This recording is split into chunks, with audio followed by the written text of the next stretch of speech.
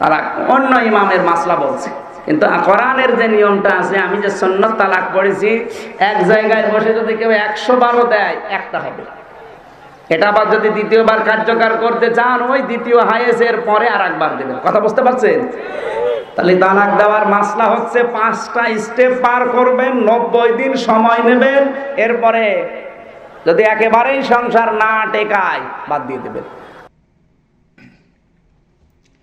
আলহামদুলিল্লাহ, আসসালাতু ওয়াসসালামু আলা রাসূলিল্লাহ, আম্মা বাদ।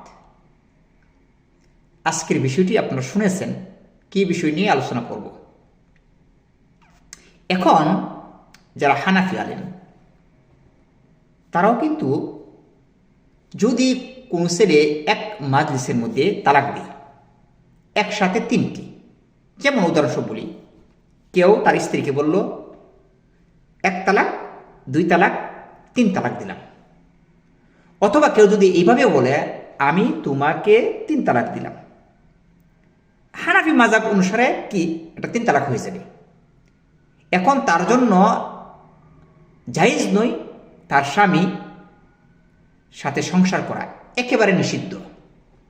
যতক্ষণ পর্যন্ত অন্য কোনো ছেলের সাথে কোনো এক সময় অন্য কোনো ছেলের সাথে বিবাহ হবে সহিভাবে, প্রথমবার যেভাবে বিবাহ হয়েছিল প্রথম স্বামীর সাথে, এভাবে বিবাহ হতে হবে। ওই স্বামী দ্বিতীয় স্বামীর যদি কোনো একদিন ছেড়ে দেয়, তাহলে প্রথম স্বামী হালাল হবে। মানে তাদের হলো কি, ওই যে কেউ যদি একসাথে এক মাজলিসে 3 তালাক দেয়, তাদের হুকুম হলো এরকম। কিন্তু আমরা বলি না, এটা সহিহ নয়, এটা হবে না, এটা কোরআন এবং সুন্নাহ বিরোধী। এটা আর বিশেষ করে এটা উমর বিন খাত্তাব রাদিয়াল্লাহু আনহু থেকে এটা শুরু হয়েছে। একসাথে 3 তালাক দিয়ে 3 তালাক হয়ে যাবে এক মাজলিসের মধ্যে। কিন্তু উমর বিন খাত্তাব রাদিয়াল্লাহু আনহু তিনি কি মানুষকে শাস্তি দেওয়ার জন্য এই কাজটি করেছিলেন।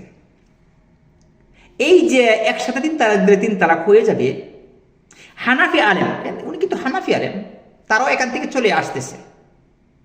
কারণ পবিত্র কোরআন কারীমের মধ্যে কোনো জায়গার মধ্যে বলা হয়নি যে একসাথে 3 তালাক দিলে 3 তালাক হয়ে যাবে। বরং পবিত্র কোরআন কারীমের মধ্যে বলেছেন তালাকটি দিতে হবে কি, নিয়ত থাকতে হবে। ও ইন আযামুত তালাকা, যদি তোমরা সিদ্ধান্ত নাও বা তোমরা নিয়ত করো তালাক দেওয়ার, তাহলে কি করতে হবে, কিভাবে তালাক দিতে হবে? হায়েস অবস্থায় তালাক দেওয়া যাবে না। পবিত্র হওয়ার পর আপনি সহবাস করেছেন, এই অবস্থায় আপনি কি তালাক দিতে পারবেন না। তাহলে কি সহবাসকৃত অবস্থায় তালাক দেওয়া যাবে না। তালাক দিতে হবে একসাথে 3টি দেওয়া যাবে না, বরং 1টি দিতে হবে। এগুলি হলো কি রাসূল সাল্লাল্লাহু আলাইহি ওয়াসাল্লামের সুন্নাত তরিকা। এমনকি সাক্ষী রাখতে হবে, শান্তশিষ্টভাবে তালাক দিতে হবে, রাগান্বিত অবস্থায় তালাক দেওয়া যাবে না, অথবা কেউ বাধ্য করেছে ওই তালাকও গ্রহণযোগ্য হবে না। তাহলে এমন তো কথা যে একসাথে 3 তালাক দিলে এক মাজলিসের মধ্যে 3 তালাক হয়ে যাবে। এইখান থেকে তারা ফিরে আসতেছে, হানাফি আলেমও এখান থেকে ফিরে আসছে। তারা বলে না, একসাথে এক মাজলিসে 3 তালাক দিলে 1 তালাকই হবে, 3 তালাক হবে না। আর এটাই সবচেয়ে শক্তিশালী মত। যেমন রাসূলুল্লাহ সাল্লাল্লাহু আলাইহি ওয়াসাল্লামের সাহাবী ইবনে আব্বাস রাদিয়াল্লাহু আনহু বলেন, কানাত তালাকুস সালাত আলা আহদিন নবী সাল্লাল্লাহু আলাইহি ওয়াসাল্লাম ওয়া আবি বকর ওয়া সানাতানি মিন খিলাফাতিল উমরি তালাকুস সালাত ওয়াহিদা। রাসূল সাল্লাল্লাহু আলাইহি ওয়াসাল্লামের জমানে, আবু বকরের জমানে, ওমর রাদিয়াল্লাহু আনহু 2 বছর করে 3 তালাকে 1 তালাকই ছিল। তাহলে এই হাদিস স্পষ্ট প্রমাণ বহন করে 3 তালাক কেউ যদি এক মাজলিসে দিয়েও দেয়, তাহলে তালাক হবে 1টি, 3টি হবে না। আর এটাই সবচেয়ে স্ট্রং এবং শক্তিশালী মত। আল্লাহু আ'লাম।